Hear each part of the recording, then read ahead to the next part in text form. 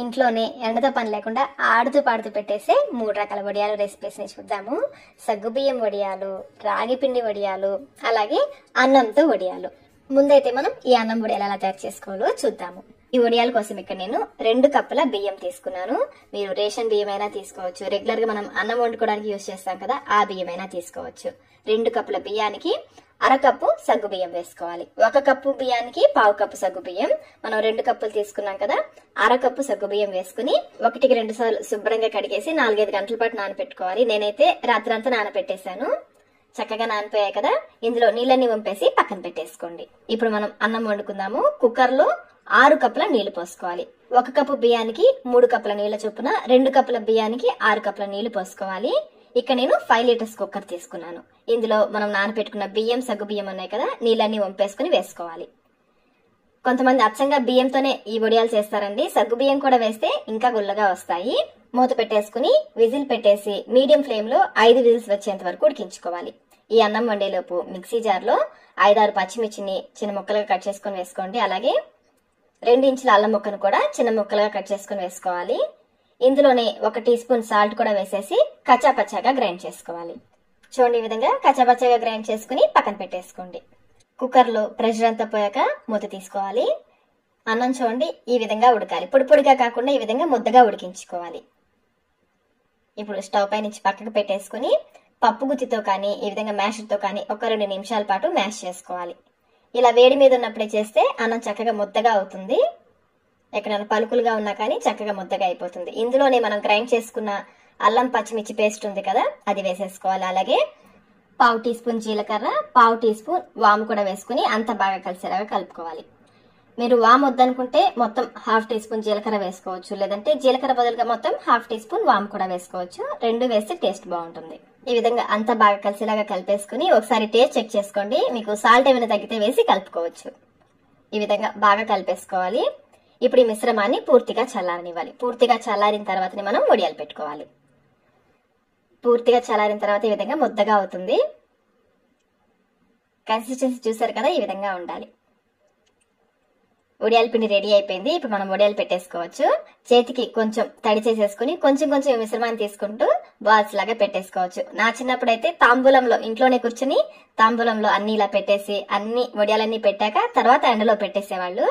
ఇదే మిశ్రమంతో మనం మురుకులు కూడా వేసుకోవచ్చు. మురుకులు గొట్టంలో స్టార్ ప్లేట్ ని పెట్టేసి దాన్ని నిండుగా సరిపడా ఈ అన్నం ముద్దని పెట్టేసుకోవడమే. చేతిని తడి చేసుకుంటూ తీసుకుంటే అన్నం చేతికి అంటుకోకుండా ఉంటుంది. క్లోజ్ చేసేసుకుని మురుకుల్లాగా వేసేసుకోవడమే.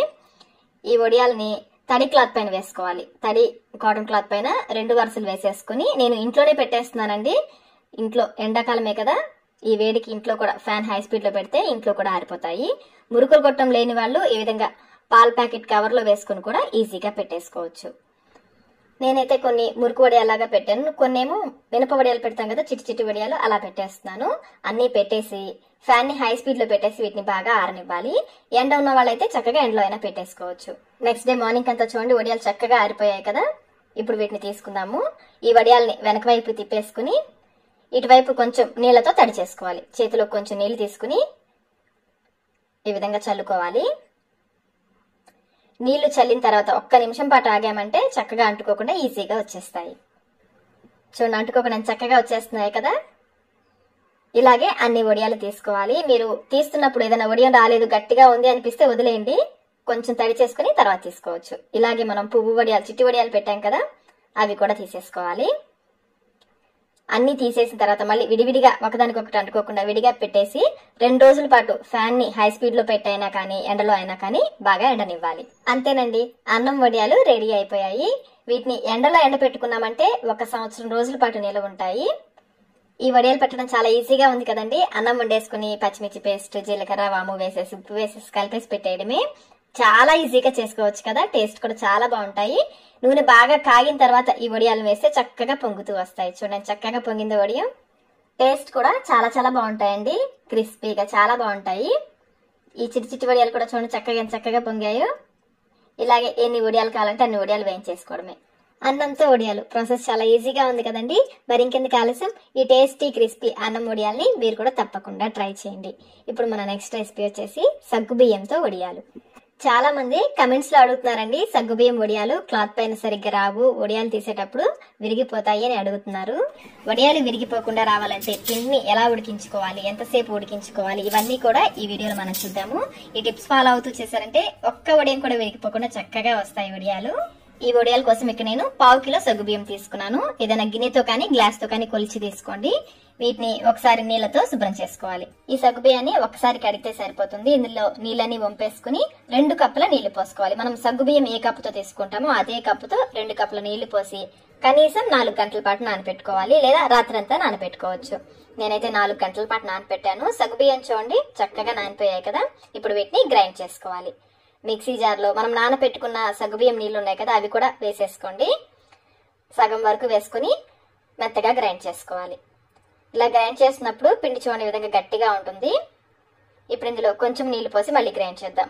నేను ఇక్కడ 1 కప్పు నీళ్లు తీసుకుని అందులో 1/2 కప్పు నీళ్లు ఇందులో పోసి గ్రైండ్ చేస్తున్నాను. ఈ విధంగా మెత్తగా గ్రైండ్ చేసుకుని ఒక గిన్నెలోకి తీసేసుకోండి. ఇలాగే మిగిలిన సగ్గుబియ్యం ఉన్నాయి కదా, అవి కూడా వేసేసుకుని గ్రైండ్ చేసుకోవాలి. ఇందాక 1/2 కప్పు నీళ్లు పోసాం కదా, మిగిలిన 1/2 కప్పు నీళ్లు కూడా ఇందులో పోసేస్తున్నాను. అంటే ఇక్కడ నేను ఈ సగ్గుబియ్యం గ్రైండ్ చేయడానికి 1 కప్పు నీళ్లు వాడాను. మెత్తగా గ్రైండ్ చేసేసుకుని ఆ పిండి కూడా ఇందులో వేసేసుకోవాలి. ఈ సగ్గుబియ్యం పేస్ట్ కొంచెం పల్చగా ఉండాలి. మనం దోశ పిండి కలుపుకుంటాం కదా, దానికంటే కూడా కొంచెం పల్చగా ఉండాలి. అందుకని ఇక్కడ నేను మరొక కప్పు నీళ్లు పోస్తున్నాను. మొత్తం ఇక్కడ నేను 4 కప్పుల నీళ్లు వాడానండి. 2 కప్పుల నీళ్లతో సగ్గుబియ్యం నానపెట్టాను, 1 కప్పు నీళ్లతోనేమో సగ్గుబియ్యం గ్రైండ్ చేశాను. ఇప్పుడు మళ్ళీ 1 కప్పు నీళ్లు పోసాను. అంటే మొత్తం ఇక్కడ నేను 4 కప్పుల నీళ్లు వాడాను. కన్సిస్టెన్సీ చూడండి ఈ విధంగా పల్చగా ఉండాలి.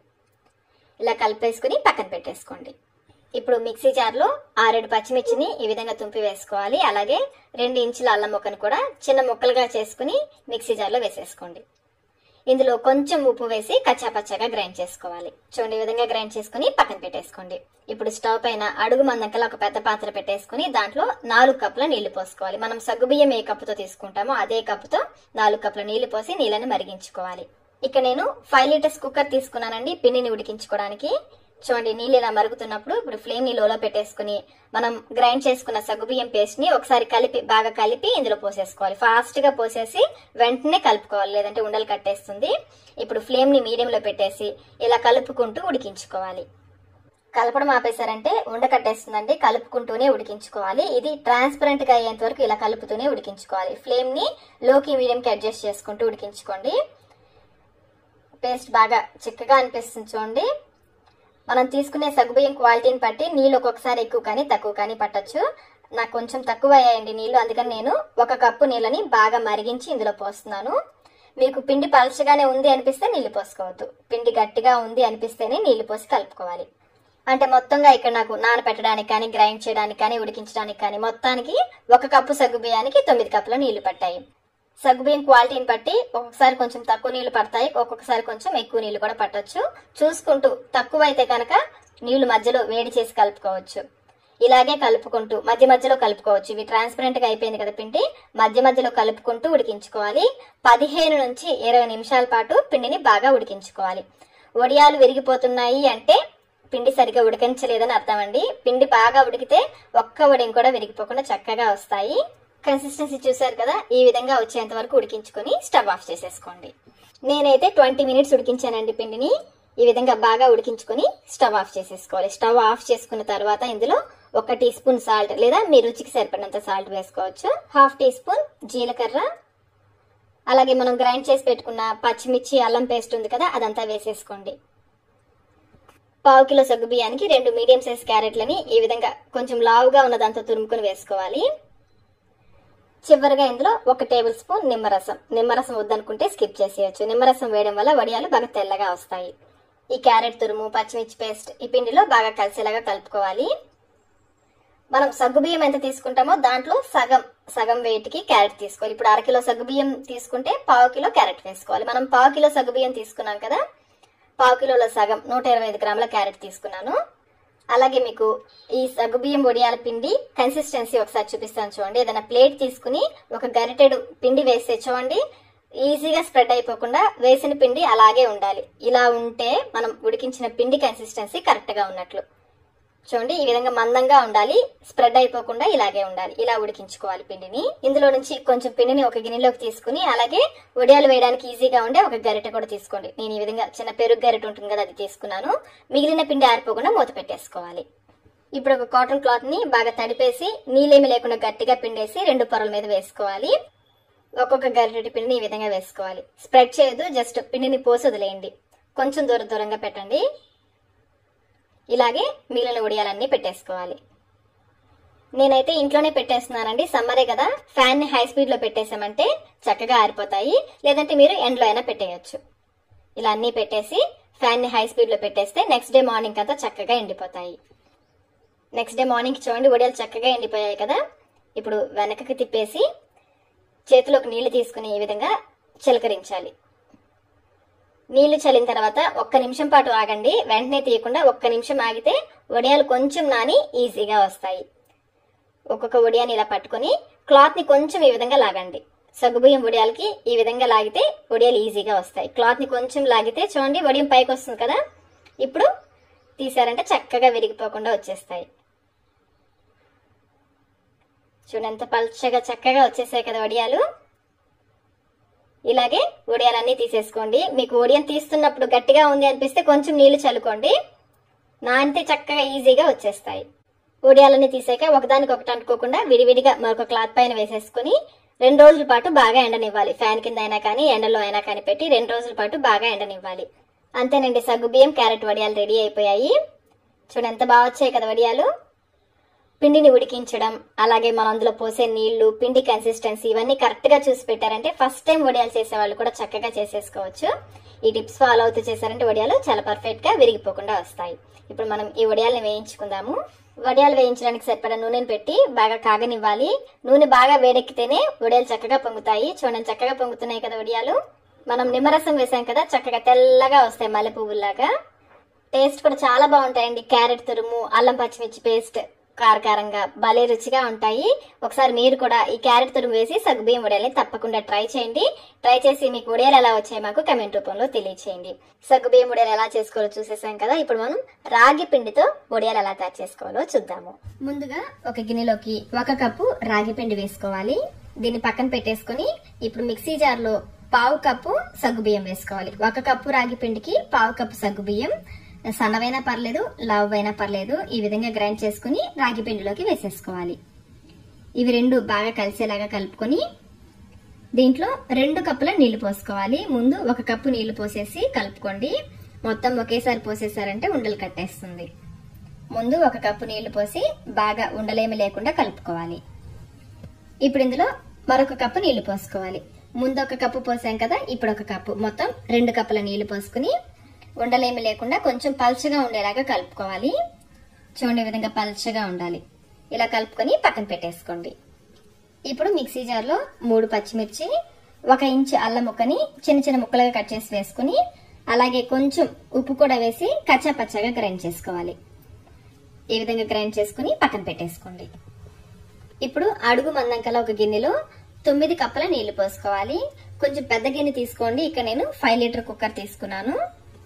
9 కప్పుల నీళ్లు పోసుకోవాలి. మనం రాగి పిండి ఏ కప్పుతో తీసుకున్నామో ఆ కప్పుతో 9 కప్పుల నీళ్లు పోసుకోవాలి.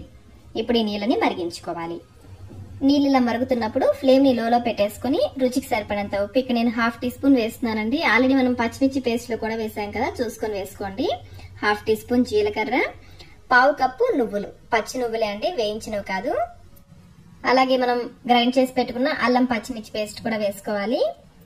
1/2 టీ స్పూన్ ఇంగువ. ఇంగువ వల్ల మంచి టేస్ట్ వస్తుందండి, తప్పకుండా వేసుకోండి. ఇవన్నీ బాగా కలిసేలాగా కలుపుకోవాలి.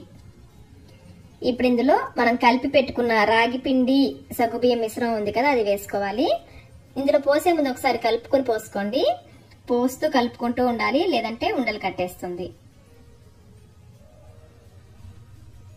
ఇప్పుడు ఫ్లేమ్ ని మీడియంలో పెట్టేసుకుని కలుపుకుంటూ 10 నుంచి 12 నిమిషాల పాటు బాగా ఉడికించుకోవాలి. చూడండి చిక్కబడ్డం స్టార్ట్ అయింది కదా, అడుగు నుంచి తీసుకుంటూ కలుపుకోవాలి.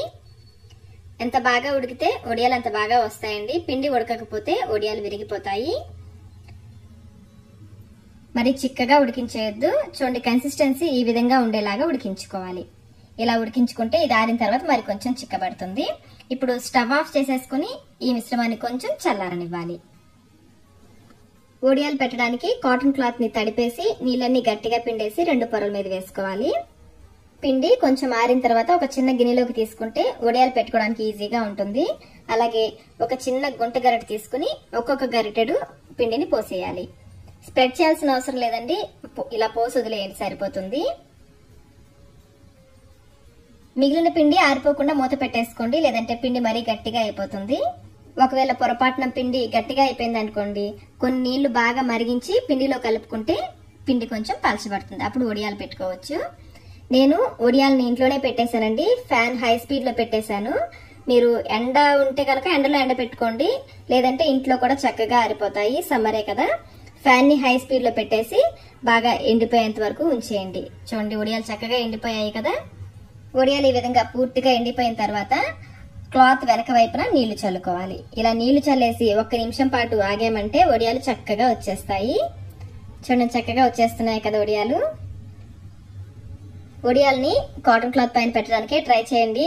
కవర్ పైన వడియాలు పెట్టడం హెల్త్ కి అంత మంచిది కాదు. క్లాత్ పైన కూడా వడియాలు చక్కగా వచ్చేస్తాయి. ఇలా అన్ని వడియాలు తీసేసుకుని మళ్ళీ వీటిని బాగా కరకరలాడేంత వరకు 2 రోజుల పాటు బాగా ఎండనివ్వాలి. ఎండలో ఎండ పెట్టుకుంటే ఇవి సంవత్సరం రోజుల పాటు నిలవ ఉంటాయి. అంతేనండి, రాగి పిండి వడియాలు రెడీ అయిపోయాయి. చాలా బాగా వచ్చాయి కదండి వడియాలు. ఇప్పుడు వీటిని వేయించుకుందాము. మీడియం ఫ్లేమ్ లో నూనెని బాగా కాగనివ్వాలి. నూనె కాగిన తర్వాత వేస్తేనే వడియాలు బాగా పొంగుతాయి. ముందు ఒక వడియం వేసి చూడండి, కాలితే మిగిలిన వడియాలు వేసి వేయించుకోవచ్చు. చూడండి ఎంత బాగా పొంగిందో కదా వడియం. ఇలాగే ఎన్ని వడియాలు కావాలంటే అన్ని వేయించుకోవడమే. టేస్ట్ కూడా చాలా చాలా బాగుంటాయండి. మనం నువ్వులు వేసాం కదా, నువ్వులు, ఇంగువ, ఈ ఫ్లేవర్స్ తో చాలా బాగుంటాయి. మీరు కూడా ఒకసారి తప్పకుండా ట్రై చేయండి. ట్రై చేసి మీకు ఈ రాగి పిండి వడియాలు టేస్ట్ ఎలా అనిపించిందో మాకు కమెంట్ రూపంలో తెలియచేయండి. ఈ వీడియో మీకు నచ్చినట్లయితే లైక్ చేయండి, మీ ఫ్రెండ్స్ కి, ఫ్యామిలీ మెంబర్స్ కి షేర్ చేయండి.